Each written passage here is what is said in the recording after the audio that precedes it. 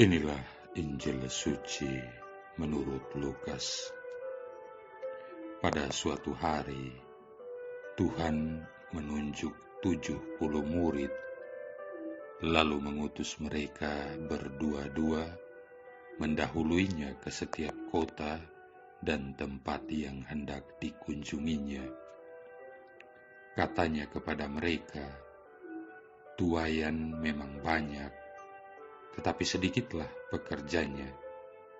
Karena itu, pergilah kepada tuan yang empunya tuaian itu, supaya ia mengirimkan pekerja-pekerja untuk tuaian itu. Pergilah, camkanlah, aku mengutus kamu seperti anak domba ke tengah-tengah serigala. Janganlah membawa pundi-pundi atau bekal atau kasut, dan janganlah memberi salam kepada siapapun selama dalam perjalanan. Kalau kamu memasuki suatu rumah, katakanlah lebih dahulu, 'Damai sejahtera bagi rumah ini.' Dan jika di situ ada orang yang layak menerima damai sejahtera, maka salammu itu akan tinggal padanya. Tetapi jika tidak, salammu itu akan kembali kepadamu. Tinggallah dalam rumah itu, makan dan minumlah apa yang diberikan orang kepadamu, sebab seorang pekerja patut mendapat upahnya. Janganlah berpindah-pindah rumah. Jika kamu masuk ke dalam sebuah kota dan kamu diterima di situ, makanlah apa yang dihidangkan kepadamu dan sembuhkanlah orang-orang sakit yang ada di situ. Dan katakanlah kepada mereka, kerajaan Allah sudah dekat padamu." Demikianlah sabda Tuhan. Saudara-saudari yang terkasih, dalam kehidupan pelayanannya di dunia, Yesus mengutus 70 orang muridnya. Malah ada manuskrip kuno yang mengatakan 72 orang. Mereka itu diutus untuk apa?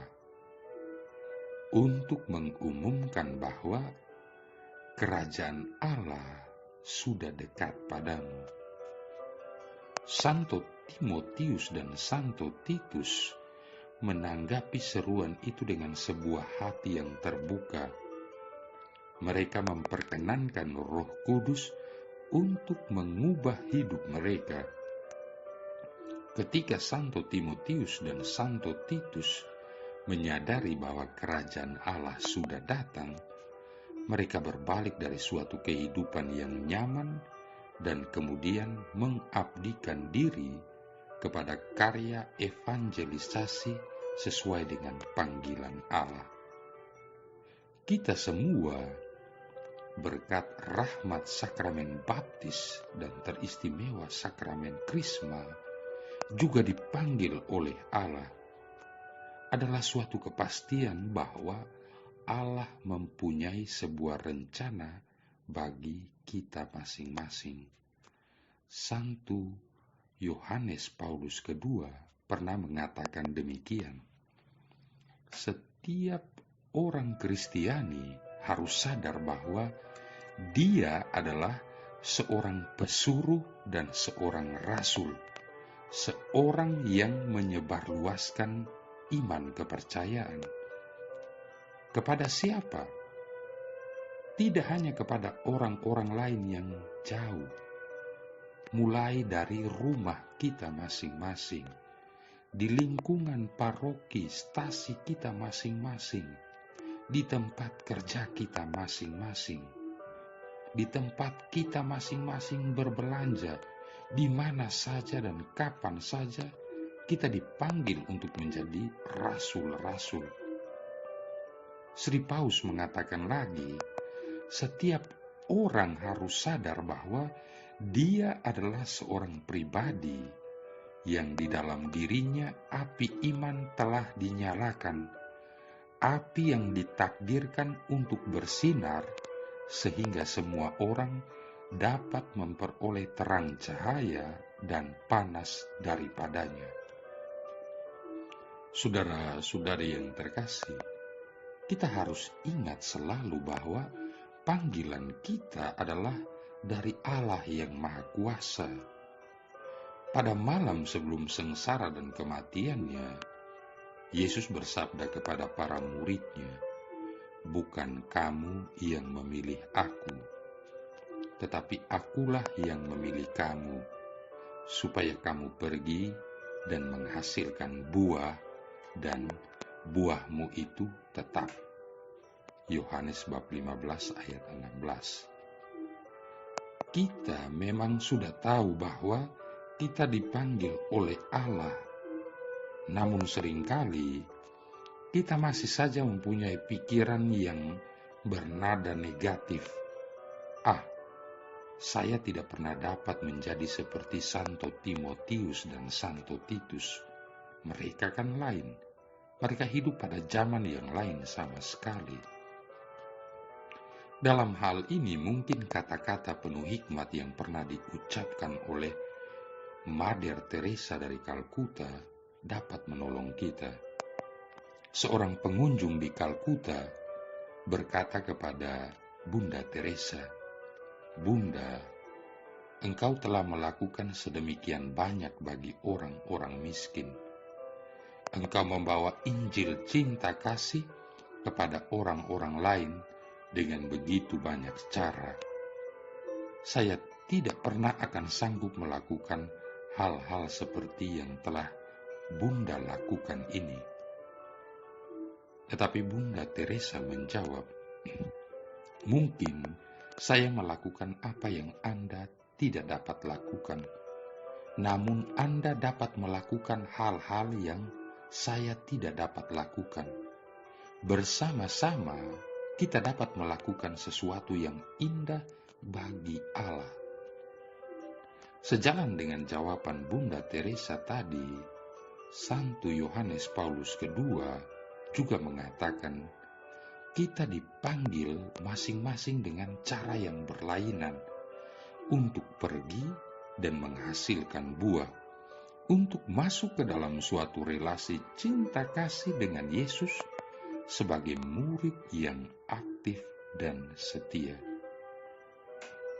Saudara-saudari yang terkasih, marilah kita menanggapi panggilan Allah itu dengan sepenuh hati, dengan keikhlasan, dengan ketulusan hati yang tidak perlu diragukan lagi.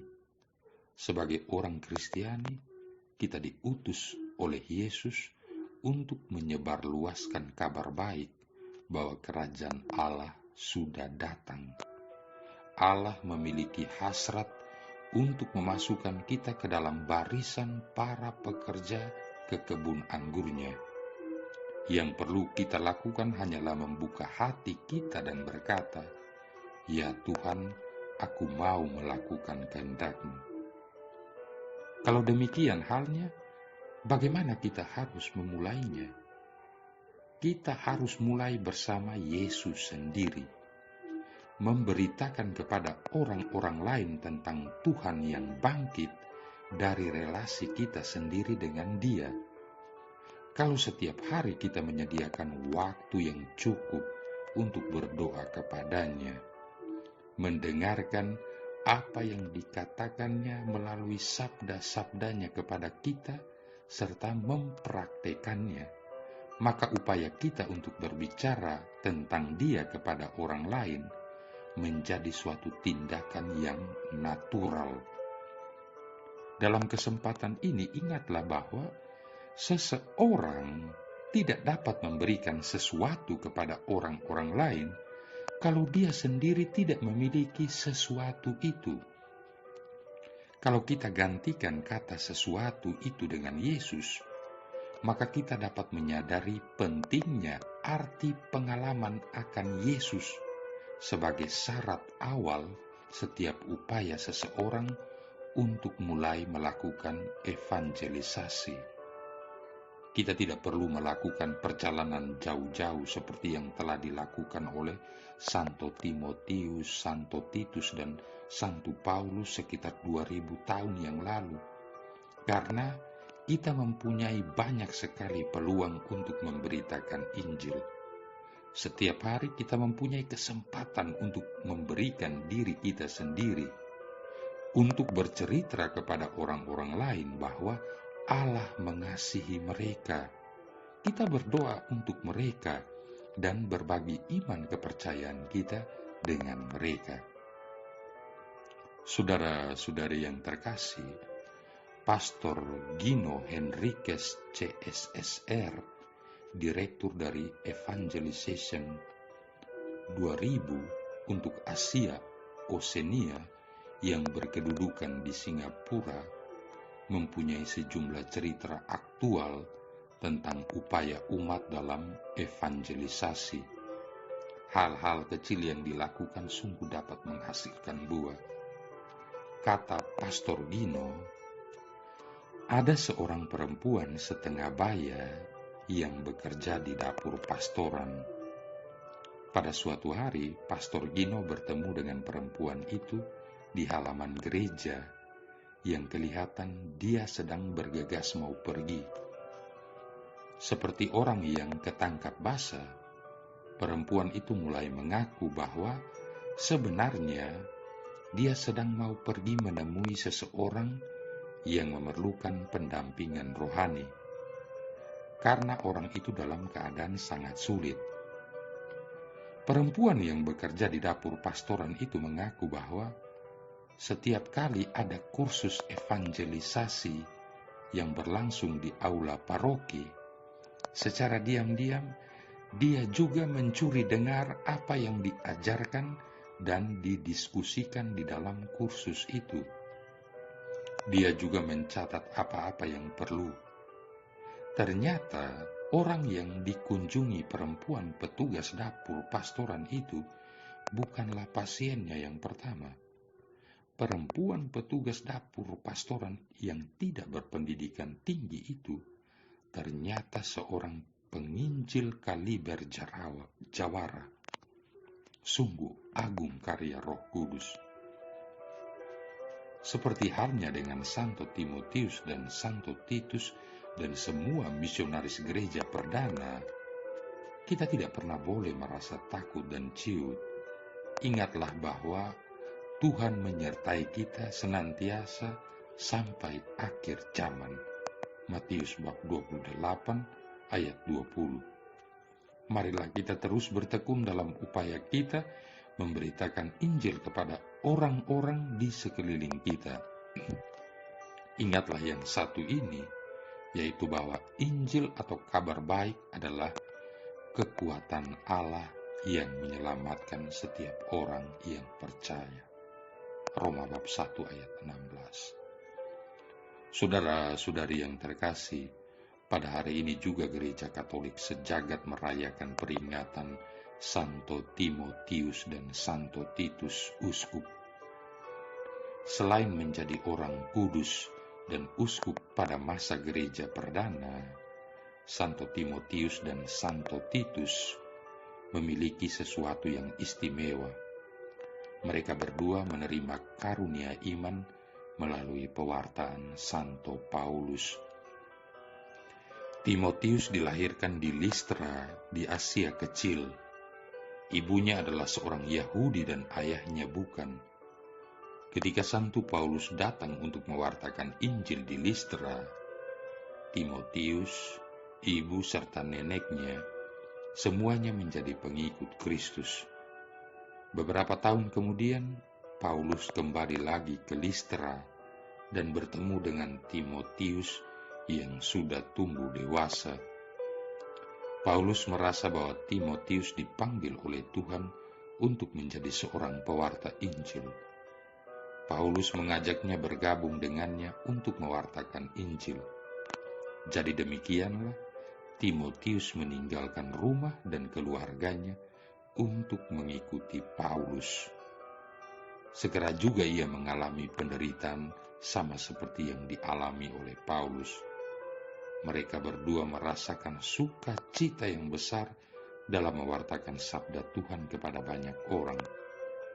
Timotius adalah murid kesayangan Rasul Paulus, sudah seperti anaknya sendiri. Timotius pergi kemanapun Paulus pergi, sampai ia menjadi uskup Efesus. Timotius tinggal di Efesus untuk menggembalakan umatnya. Sama seperti Santo Paulus, Timotius juga wafat sebagai seorang martir. Titus adalah seorang bukan Yahudi dan tidak percaya kepada Tuhan. Ia pun juga menjadi murid Santo Paulus. Titus seorang yang murah hati dan giat bekerja. Dengan penuh sukacita ia mewartakan kabar gembira bersama dengan Paulus dalam perjalanan kerasulan mereka. Oleh karena Titus seorang yang dapat dipercaya, Paulus tanpa ragu mengutusnya dalam banyak misi kepada komunitas-komunitas Kristiani. Titus membantu umat memperteguh iman mereka kepada Yesus. Ia juga memulihkan perdamaian apabila terjadi perselisihan di antara jemaat Kristiani. Titus dianugerahi karunia istimewa sebagai pembawa damai. Paulus amat menghargai karunia yang dimiliki Titus ini dan mengenalinya sebagai karya Roh Kudus. Paulus akan mengirim Titus untuk mengatasi persoalan-persoalan yang timbul di dalam jemaat. Ketika Titus ada di antara suatu kelompok jemaat Kristiani, orang-orang yang bersalah akan menyesali perbuatan mereka. Mereka akan mohon pengampunan dan berusaha memperbaiki apa yang telah mereka lakukan. Ketika damai telah tercapai, Titus akan kembali serta melaporkan hasil baiknya kepada Paulus. Hal ini mendatangkan sukacita bagi Paulus dan jemaat Kristiani yang lain. Santo Paulus mengangkat Titus sebagai uskup di pulau Kreta Yunani, di mana ia tinggal hingga akhir hayatnya. Marilah berdoa. Allah Bapa kami Maha Pengasih dan Penyayang, Santo Timotius dan Titus, Kau limpahi bekal yang mereka perlukan dalam kegiatan kerasulan. Semoga berkat doa restu mereka, kami di dunia ini hidup jujur dan saleh, agar kelak dapat Kau terima di tanah air surgawi. Demi Yesus Kristus Putramu Tuhan dan pengantara kami, yang bersama dengan Dikau dan Roh Kudus hidup dan berkuasa, satu Allah sepanjang segala masa. Tuhan memberkati kita sekalian, Bapa, Putra, dan Roh Kudus.